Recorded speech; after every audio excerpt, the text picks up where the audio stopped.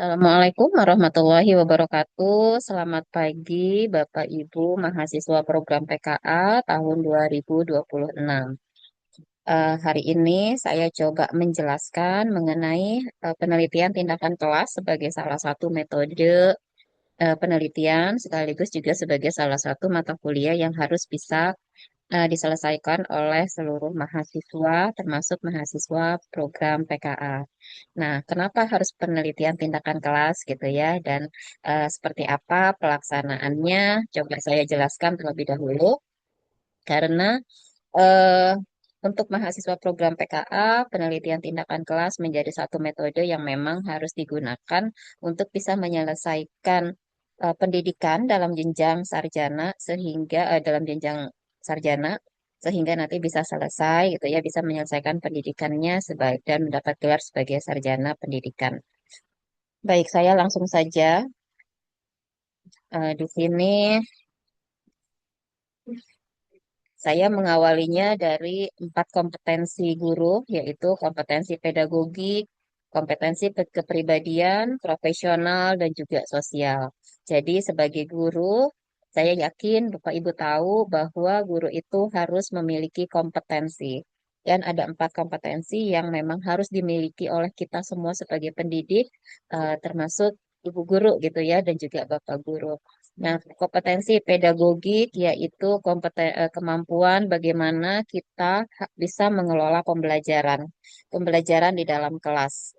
Jadi mulai dari eh, merencanakan, kemudian juga memahami karakteristik anak didik seperti apa, kebutuhan pembelajaran mereka bagaimana, dan seterusnya. Lalu kepribadian, saya yakin Bapak Ibu guru memiliki kepribadian yang eh, patut untuk ditiru oleh anak-anak, sabar, disiplin, bertanggung jawab, gitu ya.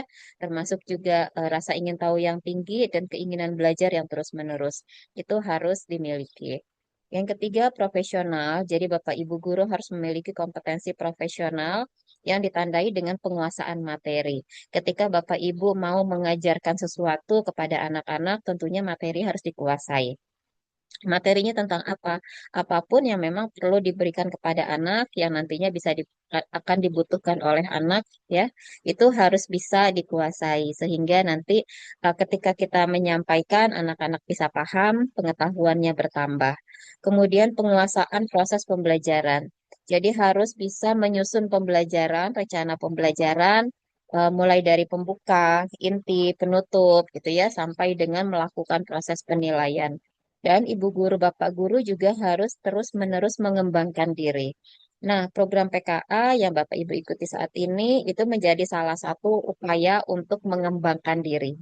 Itu ya, supaya pendidik Indonesia itu semakin berkualitas dan juga anak-anak tentunya anak-anak yang Bapak Ibu ajar tentunya menjadi anak-anak yang mampu mengembangkan potensi yang mereka miliki sebagai bekal kehidupannya di masa yang akan datang. Yang berikutnya adalah sosial. Sosial itu sudah pasti harus dimiliki ya karena kita bergelut dengan anak-anak, berteman dengan rekan sebaya, kemudian juga berinteraksi dengan orang tua, berkomunikasi dengan pimpinan dan sebagainya. Sehingga kompetensi sosial harus dimiliki di mana di antaranya adalah kemampuan berkomunikasi yang efektif tentunya. Efektif itu berarti apa yang kita sampaikan, yang mendengarkan itu bisa paham, gitu ya, dan berinteraksi secara efektif serta efisien. Jadi bukan hanya bisa berbicara, tetapi berbicara yang memang bermanfaat, kemudian berbicara yang mudah dipahami orang, dan juga mudah untuk dilakukan selama yang dilakukan itu membawa manfaat bagi dirinya dan juga orang lain. Selanjutnya, di sini PTK itu menjadi bagian dari kompetensi profesional. Kenapa? Karena melalui penelitian tindakan kelas, kita bisa meningkatkan kualitas.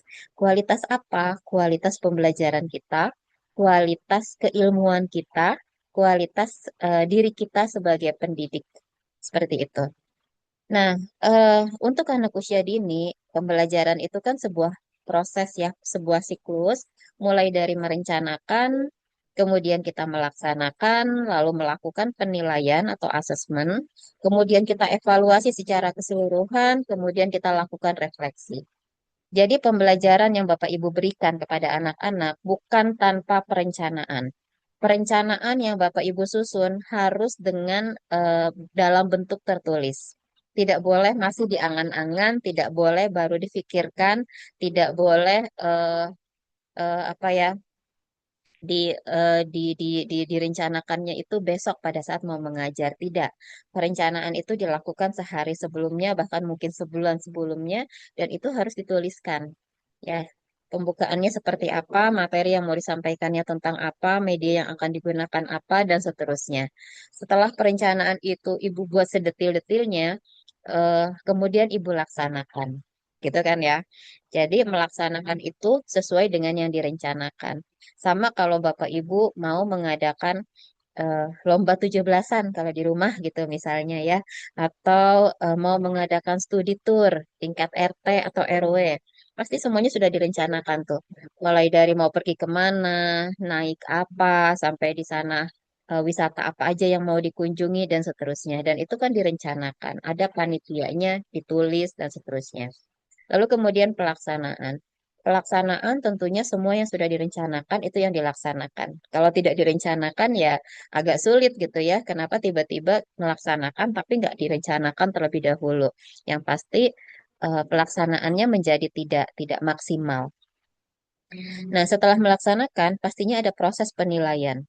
Apa yang kita nilai? Semua yang kita laksanakan.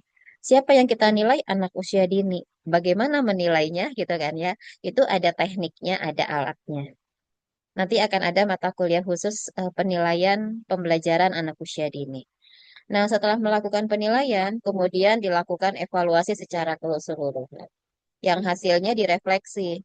Oh, ternyata hari ini materi yang saya sampaikan itu, gitu ya, bisa diterima oleh anak-anak. Buktinya, anak-anak bisa menjawab pertanyaan saya, bisa menceritakan kembali apa yang saya sampaikan, bisa melakukan apa yang kegiatan yang saya berikan, gitu ya. Kemudian hasilnya juga sesuai dengan yang saya harapkan. Itu refleksi yang baik, gitu. Maksudnya apa? Hasil yang memang sesuai harapan. Nah, yang tidak sesuai harapan juga Ibu refleksi, Bapak refleksi. Ternyata medianya ini tidak diminati anak. Kenapa? Ketika saya menjelaskan atau menunjukkan media, mereka tidak fokus. Mereka hanya melihat sebentar, kemudian berbicara dengan teman. Atau ketika saya menunjukkan media, semuanya mengerubuti saya, datang mendekat kepada saya, karena medianya kecil, nggak kelihatan. Atau ketika saya mengajar, justru saya tidak pakai media, gitu ya, sehingga ada anak yang meletakkan kepalanya di meja, ada yang melihat saya tapi tatapannya kosong, ada yang malah asik main dengan temannya. Itu refleksi, Bu. Pak, gitu ya. Jadi dari refleksi ini kemudian disusun lagi perencanaan pembelajaran. Dan seperti itu seterusnya. Dan ini menjadi bagian dari kompetensi guru profesional. Ya. Nah, di refleksi inilah nanti kita akan berbicara lebih banyak tentang bagaimana melakukan refleksi. Oke, eh, apa itu refleksi gitu ya? Refleksi adalah melakukan tindakan reflektif, tindakan melihat kembali siapa dan bagaimana kita pada saat mengajar, gitu kan? Kemudian melakukan korektif. Oh, ternyata saya ada yang keliru dalam menampilkan media. Medianya tadi terlalu kecil, gambarnya juga tidak berwarna, gitu ya. Mungkin gambarnya juga kalau gambar bunga misalnya itu gambar bunganya detil sekali gitu kan ya ujung-ujungnya kemudian dia kecil sehingga kalaupun itu digunakan untuk kegiatan mewarnai anak, anak mungkin akan kesulitan untuk bisa mewarnai gambar secara penuh. Apalagi pakainya krayon, bukan pakai pensil warna. Nah, itu akan sulit. Kalau anak sulit, hasilnya tidak sesuai yang kita harapkan. Acak-acakan gitu ya, keluar garis, bahkan mungkin sobek karena mungkin diurak-urak gitu ya. Dan kalau sudah seperti itu kan tidak mungkin anak bintang 4, paling tidak bintang 2. Nah, berarti harapan kita anak mampu mewarnai sebagai bagian dari motorik halus tidak sesuai. Nah, pada akhirnya Dari koreksi tadi, kita memikirkan sebuah rencana inovatif. Oh, kalau gitu medianya jangan pakai itu ya, Bu, gitu kan ya. Medianya harus diganti deh dengan cara ya, dengan media yang lebih menarik dan sebagainya. Nah, ini semua tindakan reflektif melihat kembali, korektif tahu apa yang kurang, inovatif mencoba mencari alternatif yang lebih baik, lebih menyenangkan buat anak-anak, itu meningkatkan kualitas. Baik dalam proses pengembangan anak maupun hasilnya. Jadi pada saat pembelajaran anak antusias, fokus gitu ya melihat. Kemudian dia bisa menyelesaikan tugas dengan maksimal sehingga hasilnya maksimal. Seperti itu. Nah, tindakan reflektif itu dilakukan terhadap kegiatan pengembangan. Jadi bukan reflektif yang lain ya. Reflektif di sini adalah melihat kegiatan yang telah dilaksanakan. Jadi kalau Bapak Ibu hari ini hari Sabtu ya biasanya kan Jumat masuk kerja. Ngajar. Libur hanya hari Sabtu. Mungkin sambil sarapan atau sambil istirahat gitu ya setelah nyuci di rumah, bersih-bersih kalau ibu-ibu atau bapak-bapak mungkin habis sarapan sambil ngopi, itu berpikir, kemarin saya ngajarin anak-anak tuh gimana ya? Anak-anaknya seneng nggak ya gitu ya? Medianya kayaknya kurang besar ya? Atau cara ngajar saya kayaknya mm, nggak jelas deh, misalnya gitu ya.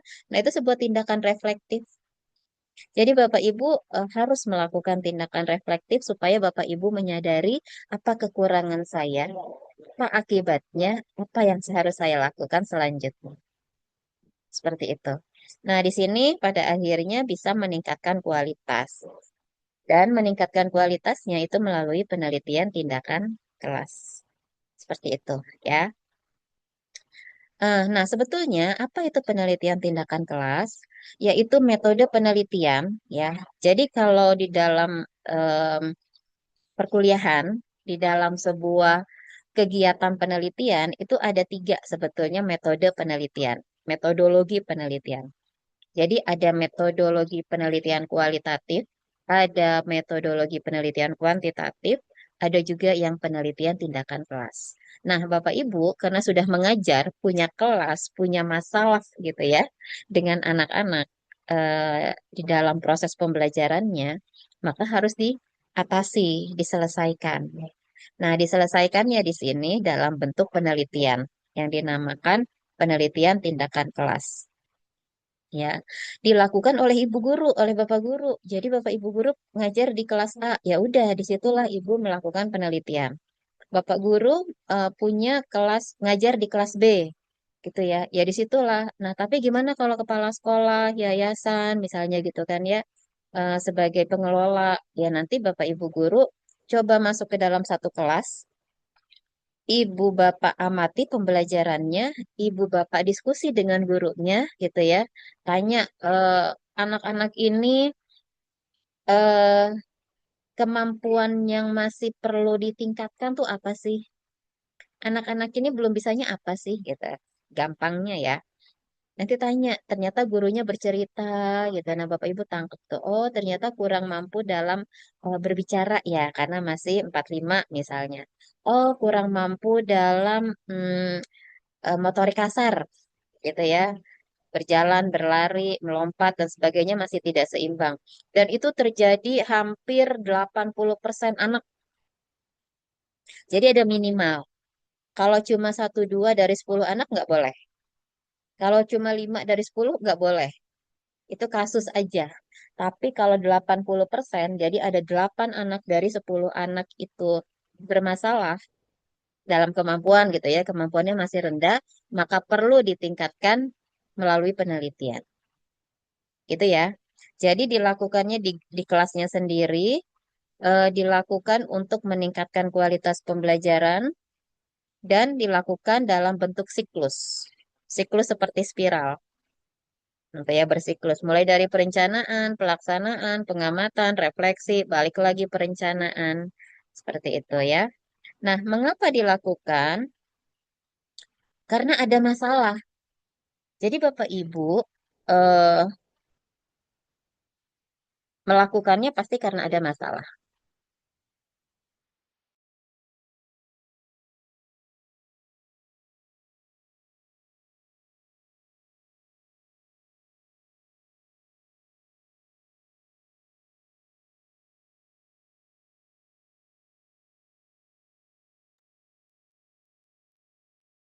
Oke, seperti itu ya Bu. Jadi Bapak Ibu melakukan penelitian itu kembali bahwa diyakini bahwa ada masalah dalam pencapaian perkembangan anak.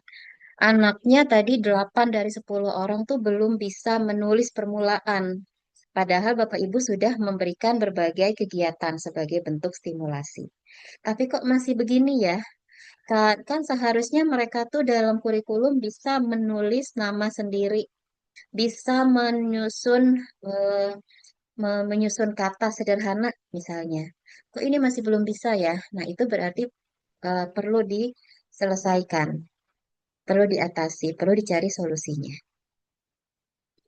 Nah, kemudian salah satu model yang bisa digunakan dalam pelaksanaan penelitian tindakan kelas itu model Chemis dan McTaggart namanya. Bentuknya seperti spiral yang tadi ya. Nah, jadi menurut Chemis dan McTaggart, penelitian tindakan kelas itu adalah studi untuk memperbaiki. Gak mungkin kan ya di dalam pembelajaran tidak ada masalah. Tidak mungkin anak-anak itu mencapai kemampuan yang sama dan dalam posisi yang tinggi misalnya. Pasti ada yang rendah. Dan kalau yang rendahnya banyak dibanding yang tingginya kemampuan anak, itu harus diatasi. Nah, dengan penelitian tindakan kelas, yang diperbaiki apa? Diri sendiri. Kita sebagai guru itu memperbaiki diri, cara ngajar saya, cara bicara saya, kemudian eh, media yang saya tampilkan, kemudian kegiatan yang saya berikan, ternyata tidak bisa meningkatkan kemampuan anak. Saya mengelola kelas tidak menarik, misalnya ya, maka itu harus saya perbaiki. Pengalaman kerja diperbaiki ya, karena selama ini saya ngajar nggak pakai media yang konkret ya, nggak pakai benda-benda gitu ya. Saya lebih banyak menulis di papan tulis, saya lebih banyak menulis menyediakan lembar kerja. Nah, itu harus diubah gitu kan ya. Jadi pengalaman kerja yang selama ini Bapak Ibu eh, miliki ternyata masih perlu diperbaiki. Oke, nah kemudian penelitian tindakan kelas itu dilakukan secara sistematis berurut apa dulu, alasannya apa, lalu harusnya gimana. Nah, harusnya gimana? Berarti kan kita sudah mulai perencanaan. Saya rencanakan apanya, medianya saya pikirkan, metodenya saya akan ubah, apa namanya, cara mengajarnya saya akan ubah, kegiatannya akan saya buat lebih menarik buat anak, lebih banyak kelompok misalnya daripada individu, lebih banyak permainan daripada hanya penugasan eh, berbasis kertas, misalnya seperti itu, ya. Nah, yang terakhir adalah sikap mawas diri. Jadi kita akan selalu berhati-hati bagaimana caranya supaya pembelajaran yang saya berikan kepada anak itu memang sesuai dengan prinsip pembelajaran anak, yaitu bermain. Oke. Nah, di sini ada Suyanto juga bersifat reflektif, gitu ya. Kurang lebih ini sama. Jadi bentuk penelitian yang sifatnya reflektif tadi ya. Kenapa reflektif? Karena berangkat dari pemikiran ibu-ibu, refleksinya bapak ibu bahwa kemarin saya ngajarnya kayaknya kurang benar, kurang tepat, karena terbukti anak-anaknya belum memiliki kemampuan yang diharapkan. Lalu kemudian dilakukan tindakan tertentu. Gitu ya, ada satu tindakan yang akan Bapak Ibu lakukan itu sebagai solusi sehingga kemampuan yang tadinya masih rendah itu bisa meningkat. Oke. Lalu di sini bertujuan untuk memperbaiki, meningkatkan praktek pembelajaran. Ada perubahan dalam praktek pembelajaran. Oke, ini tujuan PTK tadi sudah ya, bahwa tujuannya adalah memperbaiki dan meningkatkan kualitas dan membantu memberdayakan guru dalam menyelesaikan masalah pembelajaran di sekolah. Siapa yang melakukan? Yaitu guru. Ya, guru tahu kelasnya seperti apa, anak-anaknya bagaimana, berapa banyak, gitu kan ya. Kemudian bisa melakukan apa namanya komunikasi seperti apa, karena ketika ada guru lain masuk kelas ibu, belum tentu dia tahu bagaimana berkomunikasi dengan anak si A ini, anak si B, gitu kan, anak C dan seterusnya. Baik, itu sebabnya kenapa harus guru yang melakukan, karena kelas itu adalah miliknya Bapak Ibu guru. Oke, kembali kenapa harus guru? Jadi selain yang tadi, masalah PTK itu berawal dari guru. Kok bisa? Iya, kan Bapak Ibu guru yang mengajar. Cara mengajar Bapak Ibu guru yang mungkin membuat anak tidak paham, gitu ya. Cara mengajar Bapak Ibu guru yang membuat anak bingung, tidak tahu harus melakukan dengan cara apa. Media Bapak Ibu guru yang tidak mampu membuat anak memahami materi yang Bapak Ibu sampaikan. Gitu kan ya. Karena Bapak Ibu guru lah yang mengajar mereka. Nah, tujuannya memperbaiki pembelajaran.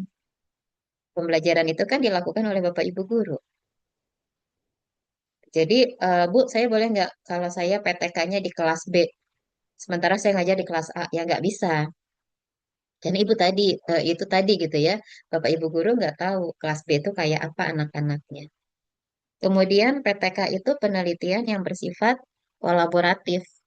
Kolaboratif berarti ibu tidak bisa melakukan sendiri, harus ada orang yang membantu. Misalnya guru kelas sebelah membantu ibu untuk mengamati. Ya, pada saat ibu mengajar kan ibu nggak tahu nih, saya ngajarnya kayak apa sih. Maka harus ada orang yang melihat apa atau kepala sekolah. Kepala sekolah duduk diam, memperhatikan ibu, bapak saat mengajar, memperhatikan anak-anak saat belajar, gitu ya. Bagaimana interaksinya, bagaimana pada saat menyelesaikan tuh diamati. Nanti hasil pengamatannya dikasih ke Pak Ibu guru. Ini loh tadi kamu ngajarnya begini Bu. Ibu suaranya nggak kedengeran, gitu ya. Ibu ngomongnya kecepetan. Nah, itu dicatat semua, gitu ya. Mungkin eh, tidak banyak ya yang melakukan seperti itu. Artinya pada saat mengajar tidak ada orang lain yang melihat kita, sehingga kita nggak tahu nih cara ngajar saya udah benar atau belum. Nah, PTK adalah jenis penelitian yang memunculkan adanya tindakan tertentu. Iya, PTK dapat menjembatani kesenjangan antara teori dan praktek pendidikan. Jadi teorinya, misalnya, eh, anak-anak itu kan harus bermain ya, Bu, belajarnya. Tapi Bapak Ibu guru ngajarin anak membaca permulaan itu dengan menulis di papan tulis. Apakah itu bermain? Bukan, gitu ya. Itu bukan bermain. Bermain itu kegiatan yang dilakukan anak dengan sukarela. Karena anak itu senang. Contoh, pada saat istirahat, Bapak Ibu guru bilang gini, anak-anak sekarang istirahat, anak-anak boleh main apa aja yang ada di sini, gitu kan. Jadi anak-anak akan berlari, yang suka balok main balok, yang suka puzzle main puzzle, yang suka play-doh main play-doh. Itu kegiatan yang mereka pilih sendiri. Kenapa mereka milih? Karena mereka senang, karena mereka suka. Dan karena mereka suka, mereka akan sungguh-sungguh tuh melakukan kegiatan. Tapi kalau Bapak Ibu guru tulis huruf abjad di papan tulis, anak-anak kemudian diminta membaca, menyebutkan hurufnya, menuliskan hurufnya, itu bukan bermain. Gitu ya. Jadi teorinya bermain, prakteknya tidak bermain. Nah, dengan PTK akhirnya nanti ibu bisa memberikan kegiatan yang membuat anak itu bermain. Main apa? Main apa saja yang pada akhirnya bisa membuat anak mampu mengenal huruf. Gitu kan ya. Tadi kan Bapak Ibu nulis A, I, U, E, O. Anak-anak membaca huruf yang Ibu sebutkan. Ini huruf apa? A. Atau anak-anak mengikuti bunyi huruf yang Ibu Bapak ucapkan. Itu bukan bermain. Gitu ya. Tapi kalau misalnya anak dengan bermain puzzle huruf, dia akan menyusun huruf. Kemudian dia sebutkan sendiri. A, I, U, E, O. Nah, itu bermain.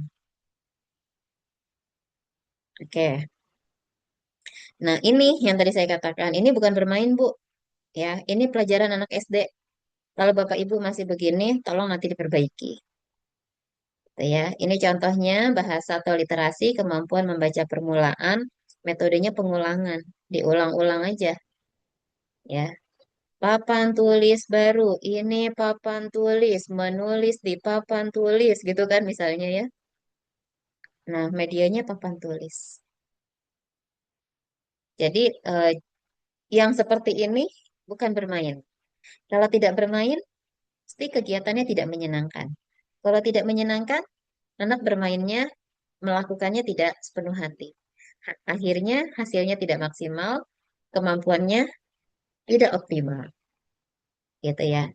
Nah, kemudian ini Ini juga sebuah kelas yang minim media, ya, terlepas dari kondisi kehidupan mereka, tapi dalam pembelajaran ini tidak terlihat adanya media, ya. Kelihatan anaknya tidak fokus pada ibu guru, sepertinya ibu guru sedang mengajak anak bernyanyi. Nah, kenapa pakai bernyanyi? Karena mau mengembangkan bahasa, misalnya. Nah, gimana caranya supaya anak mau bernyanyi? Karena bernyanyi mengeluarkan kata-kata, kata-kata itu bagian dari kemampuan anak untuk berbicara, mengucapkan misalnya bernyanyi, pelangi, pelangi gitu ya. Alangkah indahmu. Nah, berarti kan dia akan mampu mengucapkan kata. Bisa nggak dia mengucapkan kata itu dengan benar, dengan lancar, sehingga berbicaranya nanti akan bagus. Kalau seperti ini kan tidak bisa ya, anak-anak tidak terlihat ikut bernyanyi. Ada yang meletakkan kepala sepertinya ngantuk. Nih yang sebelah kiri ada yang dilihat sepertinya ada yang lebih menarik gitu kan ya. Ada satu yang melihat ibu guru entah nih, dia ini ikut bernyanyi atau ini ibu guru ngapain sih gitu ya. Jadi pertanyaannya bagaimana suasana pembelajaran yang diciptakan guru di kelas ini? Menarik atau tidak? Menyenangkan atau tidak? Gitu kan ya. Kalau masih seperti ini, ya berarti Bapak Ibu coba pikirkan ke pembelajaran yang membuat anak terlihat lebih senang. Oke, nah ini pun sama ya, Bapak Ibu guru, ini setting kelas SD. Kenapa? Karena semuanya melihat ke depan. Berarti harus memperhatikan Bapak Ibu guru. Sementara anak-anak tidak demikian pembelajaran. Ya, bagaimana penataannya? Seperti anak SD. Nah, kegiatan apa? Ini masih menulis atau mewarnai di kertas. Sudah pegang pensil. Anak TK nggak begini, Bu. Mereka bermain pakai media-media. Gitu ya. Nah, ini tadi yang dilakukan. Ini melihat semua ke depan seperti anak SD. Ini menulis ya. Pakai LK, tidak ada benda real yang dilihat. Anak-anak difokuskan pada menulis. Ini kegiatannya sudah lebih menyenangkan ya dibanding yang atas. Tapi lihat, semuanya sama. Menempel ya, menempel segitiga, menempel persegi panjang, ini rumah, ini pohon, ini. Nah, ini kan semua sama ya. Kalau sama, kreatif nggak anak-anak? Kalau sama, ini hasil karya sendiri anak-anak atau meniru guru? Ya, kalau meniru berarti anak belum bermain. Kalau bermain, ada hasil yang berbeda ya, yang dibuat oleh anak.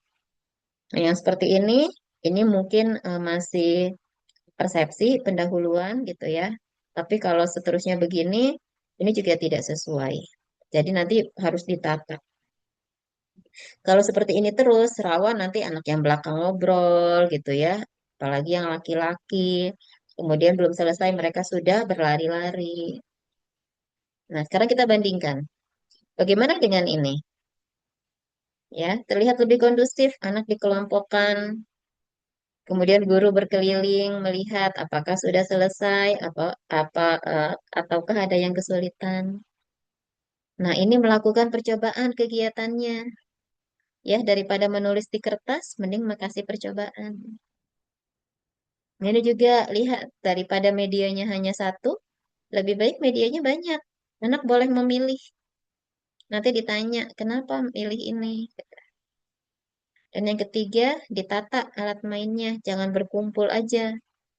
Kasih kegiatan satu di ujung, kegiatan dua di meja, kegiatan tiga di karpet misalnya. Nah ini sudah perubahan dari hasil penelitian Ibu. Bahwa ternyata kegiatan yang seperti di atas kanan ini, melakukan percobaan membuat pelangi dari air gitu kan ya. Itu lebih menyenangkan buat anak. Dan anak bisa menceritakan dibandingkan hanya dengan menulis di LK. Nah ini ya, dibandingkan dengan menulis di LK. Lebih baik kasih kegiatan. Kalau ini, anak nggak bisa cerita, Bu. Yang bisa hanya menulis aja. Nah, kalau ini dia bisa bercerita. Warnanya bisa dia sebutkan, berarti kenal warna. Warnanya bisa dia hitung, berarti berhitung, gitu kan ya.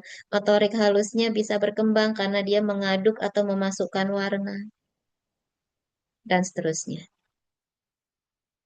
Oke, ya. Lalu bagaimana membuat PTK?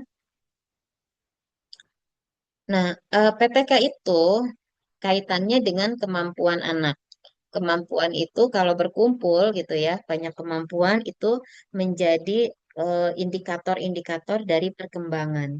Perkembangan anak itu banyak ya, ada agama, perkembangan agama, perkembangan kognitif, motorik kasar, motorik halus, sosial, emosional, dan bahasa. Nah, diawali dengan mengidentifikasi masalah. Taunya anak ini punya masalah dari mana? Ibu amati, bapak amati selama ibu mengajar.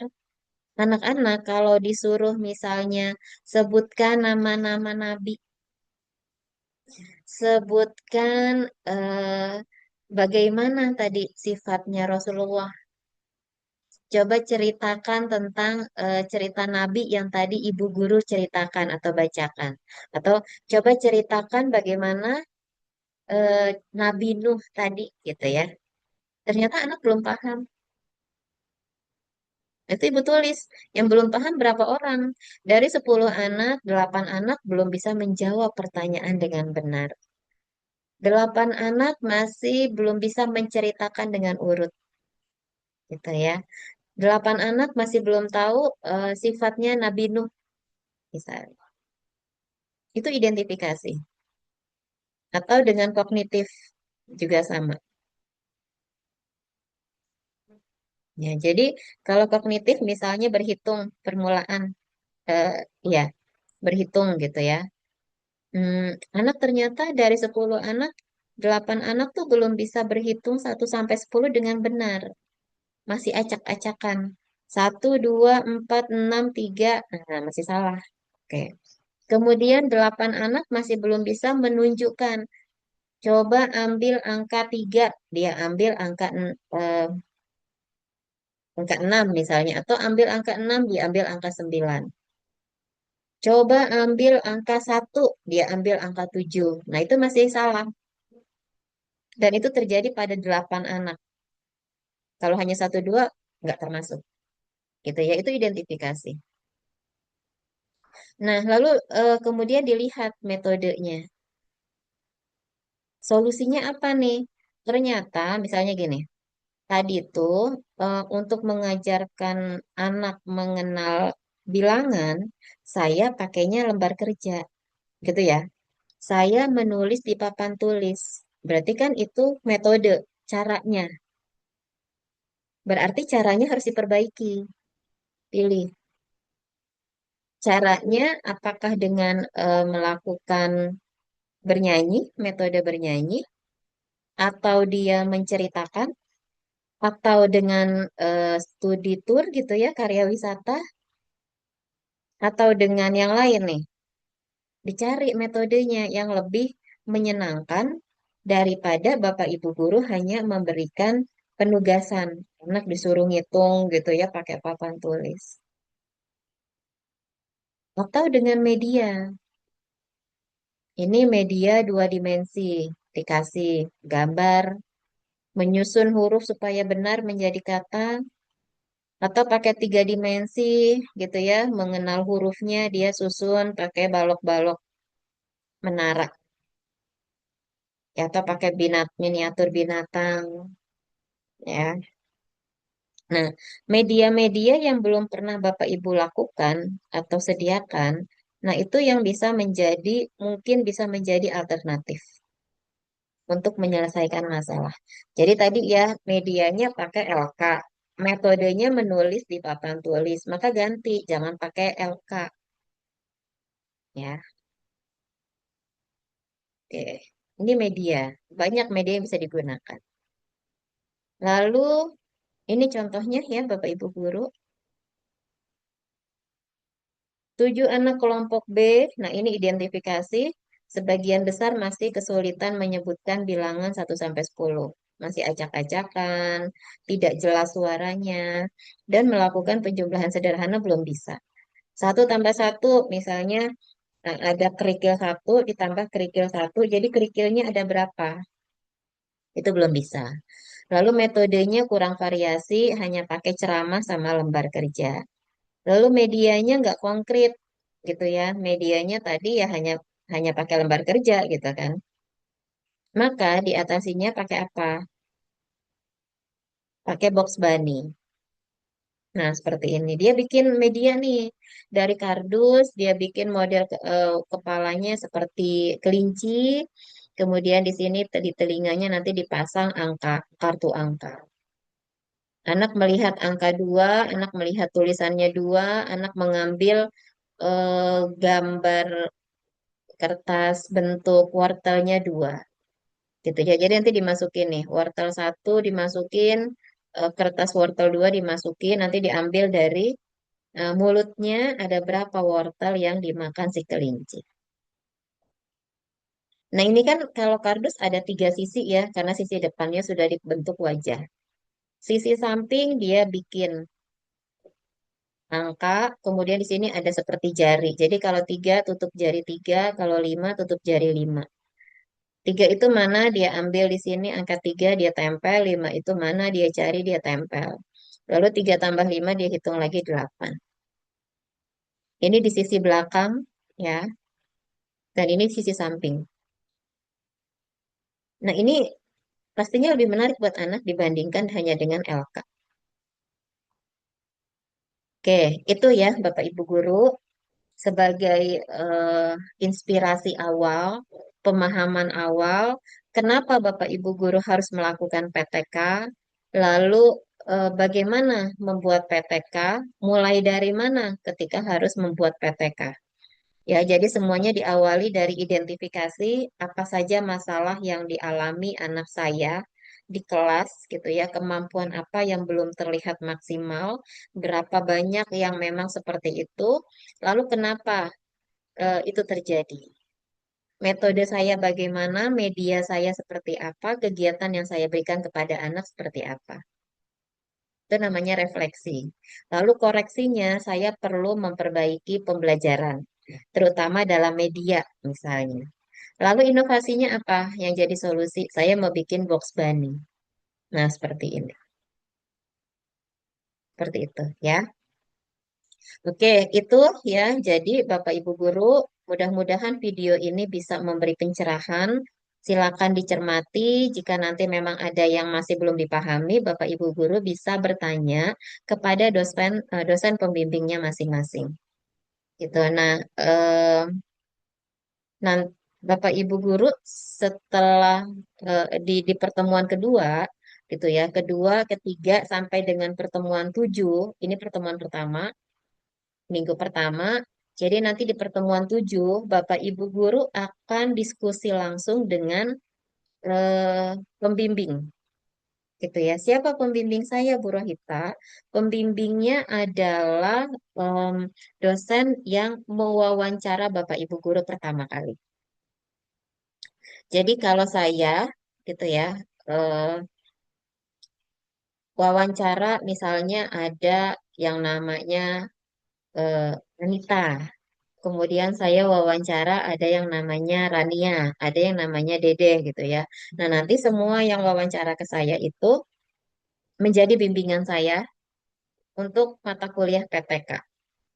Kalau yang tidak dengan saya atau kemarin wawancara dengan Ibu Nila, Ibu Nova, Ibu Zahrina, ataupun Bapak Suwardi, maka silakan Bapak Ibu guru nanti menghubungi dosen yang bersangkutan, kemudian bikin grup, lalu komunikasikan seperti apa namanya eh, diskusinya gitu ya. Jadi saya berharap setiap kelompok itu punya satu ketua kelompok. Ya, Bapak Ibu guru sekarang misalnya ada di kelas S. Nah, kelas S berarti terbagi menjadi 5 kelompok. Kelompoknya Ibu Rohita, Ibu Nila, Ibu Nova, Ibu Zahrina, dan Bapak Suwardi. Silakan nanti menentukan siapa ketua kelompok dari masing-masing dosen ini. Lalu kemudian bikin kelompok grup sendiri. dan diundanglah dosen-dosen ini. Karena komunikasi nanti pastinya juga melalui WA Group. Nah, yang berikutnya, perkuliahan tetap dilaksanakan sesuai dengan jadwal PTK, ya, yang hari ini jam 9, hari Sabtu jam 9 tetap, hari Sabtu jam 11 silakan, ataupun hari Senin ya kalau nggak salah, ya silakan dilaksanakan sesuai dengan waktunya. Gitu ya. Mungkin itu yang bisa saya sampaikan, Bapak Ibu Guru. Mudah-mudahan Bapak Ibu Guru diberi pemahaman, diberi kemudahan pemahaman, kemudahan dalam menyelesaikan, karena mata kuliah PTK ini nanti akan menjadi dasar Bapak Ibu Guru menyelesaikan skripsi di semester 2. Kemudian hasilnya akan disidangkan sebagai syarat kelulusan Bapak Ibu Guru eh, dalam menempuh sarjana pendidikan. Pendidikan di jenjang sarjana. Seperti itu ya, Bapak Ibu Guru. Mungkin itu yang bisa saya sampaikan. Selamat memahami, kemudian juga selamat menyelesaikan. Semoga Bapak Ibu selalu sehat dan juga bersemangat untuk menempuh pendidikan ini bersama kami, dosen-dosen PG PAUD UAI. Sekian, terima kasih. Selamat pagi. Assalamualaikum warahmatullahi wabarakatuh.